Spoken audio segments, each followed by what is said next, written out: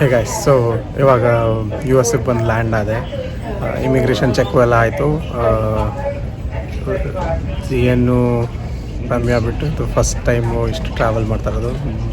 ಇಂಡಿಯಾದಲ್ಲಿ ಮಾತ್ರ ಮುಂಬೈಗೆ ಡೆಲ್ಲಿಗೆ ಹೋಗಿದ್ದಿದ್ದು. ಔಟ್ಸೈಡ್ ಕಂಟ್ರಿ ಇದೆ ಫಸ್ಟ್ ಇಷ್ಟು ದಿವಸ. Actually almost 8 to 10 days travel ಮಾಡ್ತಾ ಇರೋದು. ಆಗಲೇ ಅವ್ರು ಸ್ಯಾಟರ್ಡೆ ಒಂದು ದಿವಸ ಮುಗಿತಿತ್ತು. 29 hours ಜರ್ನಿ ಇತ್ತು.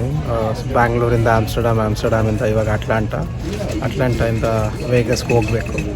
ಇಲ್ಲಿ ಅಟ್ಲಾಂಟಾ ಪೋರ್ಟ್ ಆಫ್ ಎಂಟ್ರಿ ಇದ್ದಿದ್ದರಿಂದ ಇಲ್ಲಿ ಇಮಿಗ್ರೇಷನ್ ಎಲ್ಲ ಮುಗಿದು ನೆಕ್ಸ್ಟ್ ಫ್ಲೈಟ್ ವೆಯ್ಟ್ ಮಾಡ್ತಾಯಿದ್ದೀನಿ. ಸೊ ಇಲ್ಲಿ ಆಲ್ಮೋಸ್ಟ್ ಈಗ 4 PM. ಸೊ ಅಲ್ಲಿ 2:30 ನೈಟು ಆವಾಗಲೇ ಮಾಡಿದ್ದೆ, ಮಲ್ಕೊಂಡಿರ್ತಾರೆ. ಇಲ್ಲಿ ಫ್ಲೈಟಲ್ಲಿ ಆ್ಯಕ್ಚುಲಿ ವೈಫೈ ಇತ್ತು, ಸೊ ಮೆಸೇಜ್ ಮಾಡಿದ್ದೆ. ಕಾಲೆಲ್ಲ ಮಾಡೋಕ್ಕಾಗಲ್ಲ, ಬಟ್ ಮೆಸೇಜ್ ಮಾಡ್ಬೋದು. ಸೊ ಅದು ಮಾಡಿದ್ದೆ. ಇಲ್ಲಿಂದ 10 days ನಾನು ಸ್ವಲ್ಪ ವ್ಲಾಗ್ ಮಾಡ್ತೀನಿ. ಅವಳು ಅಲ್ಲಿಂದ ಕವರ್ ಮಾಡಿ 2 ಮಿಕ್ಸ್ ಮಾಡಿ ಪಬ್ಲಿಷ್ ಮಾಡ್ತೀನಿ ಅಂತ ಹೇಳಿದ್ದಾಳೆ. ಸೊ ನೋಡೋಣ ಹೇಗಾಗುತ್ತೆ.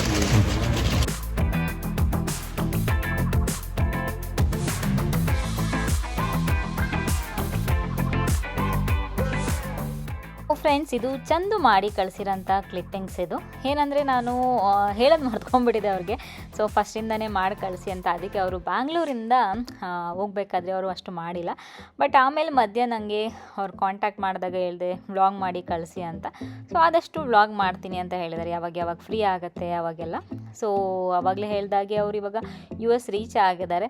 ಸೊ ಅಲ್ಲಿಂದ ಅವರು ವೇಗಾಸ್ ಹೋಗಬೇಕಿತ್ತು. ಸೊ ಚೆನ್ನಾಗಿತ್ತಂತೆ ಜರ್ನಿ. ನಾನು ಕೇಳಿದೆ ಹೇಗಿತ್ತು ಅಂತೆಲ್ಲ. ಬಟ್ ಇಷ್ಟೇನು ಬೋರ್ ಆಯಿತಾ, ಅಷ್ಟೊಂದು ಅವರ್ಸ್ ಜರ್ನಿ ಮಾಡಬೇಕಲ್ಲ. ಅದಕ್ಕೆ ಅವ್ರು ಹೇಳಿದ್ರು ಏನು ಅಷ್ಟೊಂದು ಬೋರ್ ಆಗಿಲ್ಲ ಅಂತ.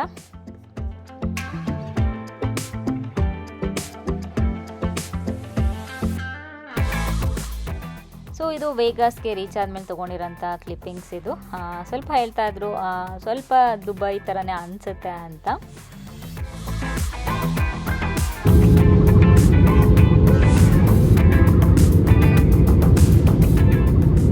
ಸೊ ಇದು ಅಲ್ಲಿ ರೀಚ್ ಆದಮೇಲೆ ಮಾಡಿರೋಂಥ ಕ್ಲಿಪ್ಪಿಂಗ್ಸು. ಹಾಗೆಯೇ ನಾನು ಹೇಳಿದ್ದೇನೆ ಇವಾಗ ಚಂದುಗೆ, ಏನಂದರೆ ನೀವು 2 days ಫುಲ್ ಸುತ್ತಾಡೋಕ್ಕೆ ಹೋಗ್ತಾರೆ, ಆವಾಗ ನನಗೆ ಬ್ಲಾಗ್ ಮಾಡಿ ಕಳಿಸಿ ಅಂತ.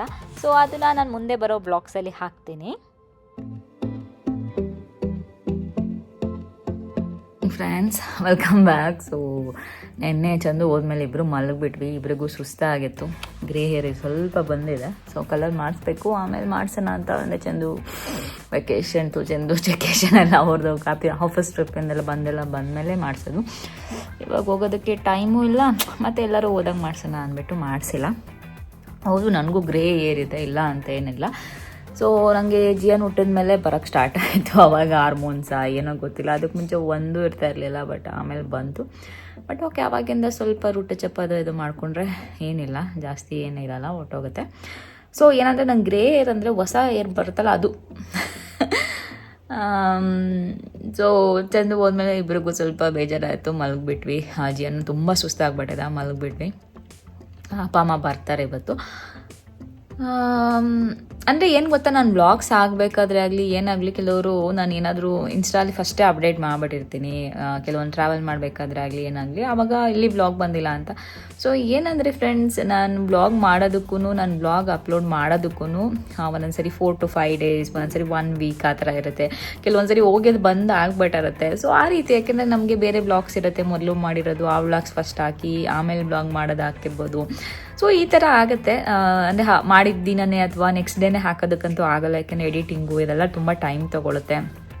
ಸೊ ಅದರಿಂದ ಅದು ಹೇಳ್ಬೇಕಿತ್ತು. ಕೆಲವೊಂದು ಸರಿ ಫೆಸ್ಟಿವಲ್ಸ್ ಟೈಮಲ್ಲಿ 1-2 days ಬಿಟ್ಟು ಹಾಕ್ಬಿಡ್ತೀನಿ ನಾನು ಫೆಸ್ಟಿವಲ್ ವ್ಲಾಗ್ಸು.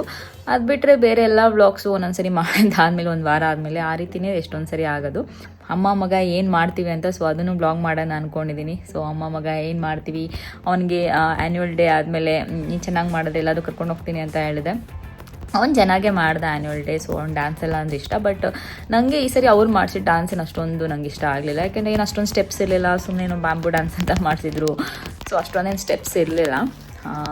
ಓಕೆ, ಸೊ ಇವಾಗ ಬ್ರೇಕ್ಫಾಸ್ಟ್ ಏನು ಅವನಿಗೆ ಮಾಡಿಕೊಡ್ತೀನಿ. ನಾನೇನು ಬ್ರೇಕ್ಫಾಸ್ಟ್ ನೈಟ್ ಸ್ವಲ್ಪ ಡಿನ್ನರ್ ಜಾಸ್ತಿ ಮಾಡಿದ್ದೆ ನಾನು. ಸೊ ಅದರಿಂದ ಬ್ರೇಕ್ಫಾಸ್ಟ್ ಸ್ಕಿಪ್ ಮಾಡಿಬಿಡ್ತೀನಿ. ಸೊ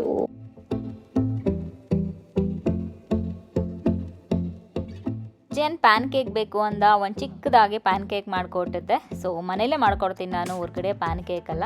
ಅದನ್ನು ತಿಂತಿದ್ದಾನೆ. ಅದರಲ್ಲಿ ಸ್ವಲ್ಪ ಓಟ್ಸ್ ಕಾಣಿಸ್ಬಿಡ್ತು ಅವನಿಗೆ ನಾನು ಮಾಡಬೇಕಾದ್ರೆ. ಒಂದೊಂದು ಓಟ್ಸ್ ಹಾಗೆ ಇತ್ತು, ಅದಕ್ಕೆ ಅದನ್ನು ತೆಗಿ ಅಂತ ಫೋರ್ಸ್ ಮಾಡ್ತಿದ್ದಾನೆ.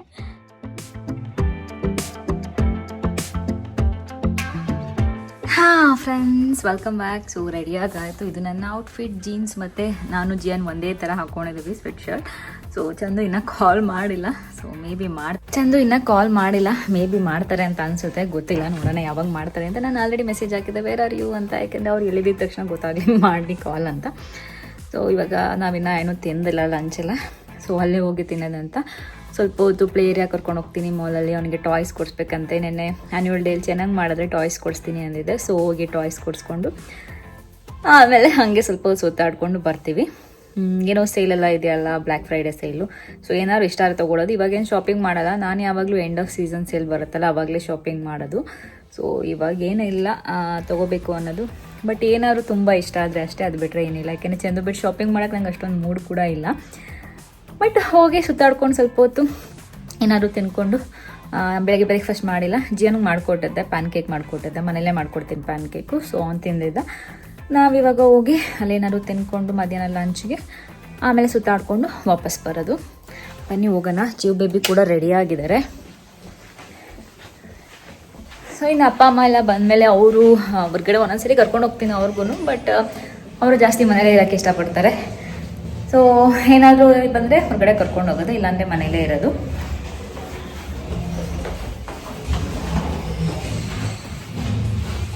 ಶೂ ತೊಗೊಂಡಿಲ್ಲ. ಏನು ಗೊತ್ತಾ, ಶೂಗಳೆಲ್ಲ ಮೇಲಿರುತ್ತಾ. ಸೊ ಅದು ಕೆಳಗಡೆ ತೊಗೊಂಡು ಹೋಗಬೇಕು. ತೊಗೊಂಡು ಹೋದ್ಮೇಲೆ ಮತ್ತೆ ನಾನು ಸಿಗ್ತೀನಿ. ನಮ್ಮ ಬೇಬಿ ಔಟ್ಫಿಟ್ ಅವರು ಕೂಡ ಮಮ್ಮ ಥರನೇ ಸೇಮ್ ಬೇಬೀಸ್ ಔಟ್ಫಿಟ್. ಅವನಿಗೆ ಜೀನ್ಸ್ ಹಾಕಲಿಲ್ಲ, ಅಷ್ಟು ಕಂಫರ್ಟಬಲ್ ಆಗಿರಲಿಲ್ಲ ಅಂತ ಟ್ರ್ಯಾಕ್ ಪ್ಯಾಂಟ್ ಹಾಕಿದ್ದೀನಿ. So ready. ಎಲ್ಲಿಗೆ ಹೋಗ್ತಿದ್ದೀವಿ? ಏನು ತಗೊಳಕ್ಕೆ? ಯಾರಿಗೆ ಟಾಯ್? ಯಾಕೆ?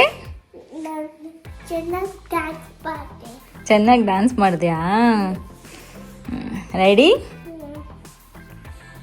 ಹೈ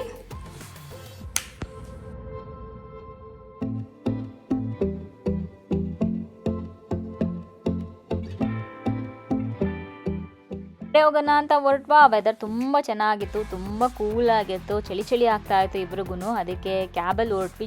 ಜಿಯೋಗೆ ಆಟೋ ಅಂದರೆ ಇಷ್ಟ.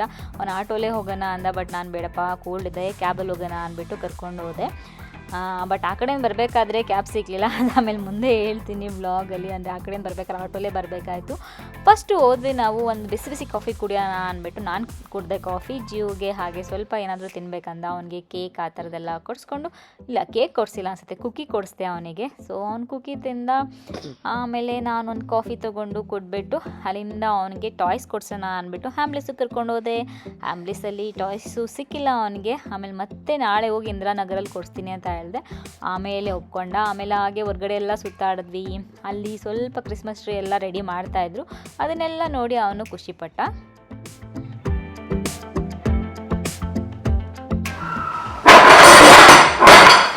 Good morning friends, welcome back. So ನೆನ್ನೆ ಮಾಲ್ಗೆಲ್ಲ ಹೋಗಿದ್ವಿ, ಅವರಿಗೆ ಸ್ವಲ್ಪ ಸುತ್ತಾಡಿದ್ವಿ. ಎಷ್ಟು ಅಂದರೆ ತುಂಬ ಜನ ಇದ್ರು. ಆ ಕಡೆಯಿಂದ ಬರೋಷ್ಟು ತುಂಬ ಕ್ಯಾಬ್ಸ್ ಬುಕ್ ಮಾಡ್ತಾನೆ ಇದೆ, ಕ್ಯಾನ್ಸಲ್ ಮಾಡ್ತಾನೆ ಇದ್ರು. ತುಂಬ ಕಷ್ಟ ಆಯ್ತು ಆ ಕಡೆಯಿಂದ ಬರೋಷ್ಟರಲ್ಲಿ. ಬಟ್ ಓಕೆ, ಆಮೇಲೆ ಬಂದು ಊಟ ಮಾಡಿ ಮಲಗಿಬಿಟ್ವಿ. ಸ್ವಲ್ಪ ಹೊತ್ತು ಟಿ ವಿ ನೋಡ್ಕೊಂಡು ಬ್ಯಾಕ್ ಟು ಬ್ಯಾಕ್ ಮೂವೀಸ್ ನೋಡ್ಕೊಂಡಿದ್ರು. ಹಾಗೆ ಮಲಗಿದ್ವಿ. ಇವಾಗ ಇದು ಟೈಮ್ ಬಂದು 8:30ಗೆಲ್ಲ ಇದ್ವಿ ಇವತ್ತು. ಯಾಕೆಂದ್ರೆ ವಾರ ಲೇಟೇ ಇದೆ ಹೇಳೋದು, 9:30 ಆಗ್ಬೇಕಾಗುತ್ತೆ. ಸೊ ಚಂದು ಒಂದು 8:20 ಕಾಲ್ ಮಾಡಿದ್ರು. ಸೊ ಆಮೇಲೆ ಅವನು ಜಿಯನ್ನು ಎಬ್ಸ್ಬಿಟ್ಟು ಆಮೇಲೆ ಕಾಲ್ ಮಾಡಿ ಚಂದಿಗೆ ಮಾತಾಡಿದ್ವಿ. ಅವ್ರು ಇವಾಗ ಜಸ್ಟ್ ಲ್ಯಾಂಡ್ ಆದ್ರಂತೆ. ಸೊ ಹಾಗಾಗಿ ಇವತ್ತು ಅಪ್ಪ ಅಮ್ಮ ಕೂಡ ಬರ್ತಾರೆ. ಮಧ್ಯಾಹ್ನ ಇನ್ನೊಂದ್ಸಲ ಬರ್ತಾರೆ ಅವರು ಕೂಡ. ಬರ್ತಾರಮ್ಮ. ಏನ್ ಆಟ ಆಡಕ್ಕೆ ತಾತ ಜೊತೆ ಆಡ್ತಾ ಇದ್ದಾನೆ. ಇವಾಗ ಕಾಫಿ ನನಗೆ, ಜಿಯೋಗೆ ಹಾಲು. ಅವ್ನು ಏನು ತಿಂತಾನೆ ಬ್ರೇಕ್ಫಾಸ್ಟ್. ನಾನು ಬ್ರೇಕ್ಫಾಸ್ಟ್ ಏನು ಮಾಡ್ತಿಲ್ಲ, ಸ್ಕಿಪ್. ಸೊ ಏನಾದ್ರು ತಿನ್ಬಿಟ್ಟು ಮಧ್ಯಾಹ್ನ ಪೂರಿ ಮಾಡ್ಕೊಡೋಣ ಅಂದ್ಕೊಂಡಿದ್ದೀನಿ. ಸೊ ಪೂರಿ ಕರಿ ಇದೆ, ಕರಿ ಮಾಡಿಕೊಟ್ಬಿಡ್ತೀನಿ. ಅಷ್ಟೇ ಇವತ್ತಿನ ಪ್ಲಾನು. ಮತ್ತೆ ಅವ್ನಿಗೆ ಅಲ್ಲಿ ಟಾಯ್ಸ್ ತೊಗೊಳಕ್ಕೆ ಹೋಗಿದ್ದ, ಅಲ್ಲಿ ಟಾಯ್ಸ್ ಸಿಗಲಿಲ್ಲ. ಇವತ್ತು ಇಲ್ಲಿ ಇಂದ್ರಾನಗರ್ ಕರ್ಕೊಂಡು ಹೋಗ್ಬೇಕು, ಇಂದ್ರಾನಗರ್ ಕರ್ಕೊಂಡು ಹೋಗ್ತೀನಿ.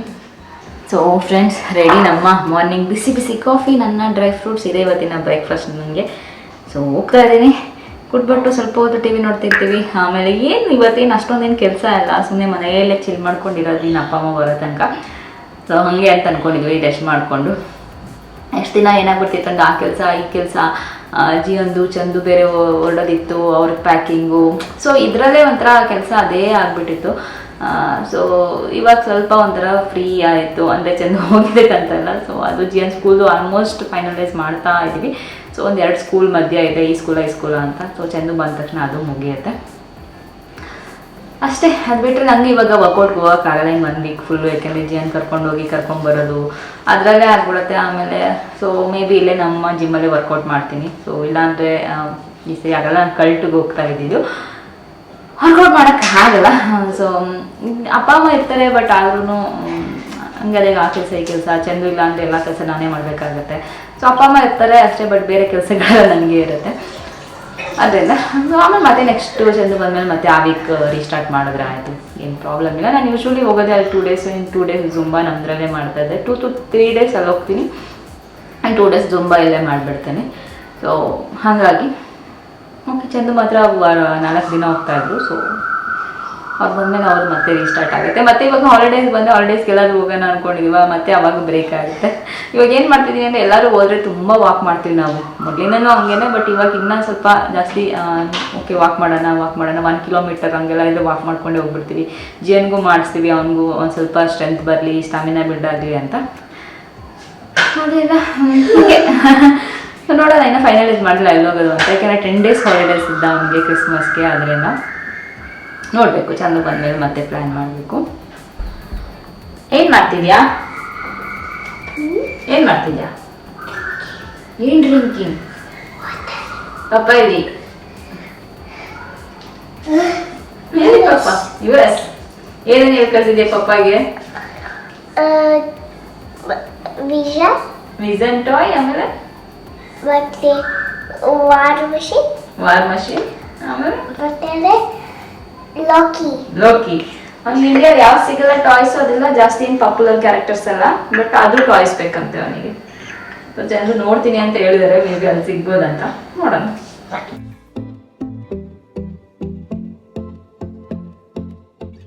ಓಕೆ ಫ್ರೆಂಡ್ಸ್, ನಾನು ಇವತ್ತಿನ ಬ್ಲಾಗ್ ಇಲ್ಲಿಗೆ ಎಂಡ್ ಮಾಡ್ತಿದ್ದೀನಿ. ಮತ್ತೆ ಮುಂದಿನ ಬ್ಲಾಗಲ್ಲಿ ಸಿಗ್ತೀನಿ. ಆ ಬ್ಲಾಗಲ್ಲಿ ಮತ್ತೆ ಚಂದು ಅಲ್ಲೇನು ಮಾಡಿದ್ರು ಅದು ಸ್ವಲ್ಪ ಕ್ಲಿಪ್ಪಿಂಗ್ಸು, ಹಾಗೆ ನಂದು ಇಲ್ಲಿ ಹೇಗಿರುತ್ತೆ ಲೈಫು ಅದು ಎಲ್ಲ ಹಾಕ್ತೀನಿ. ಮತ್ತೆ ಮುಂದಿನ ಬ್ಲಾಗಲ್ಲಿ ಸಿಗ್ತೀನಿ. ಅಲ್ಲಿವರೆಗೂ ನಮಸ್ಕಾರ.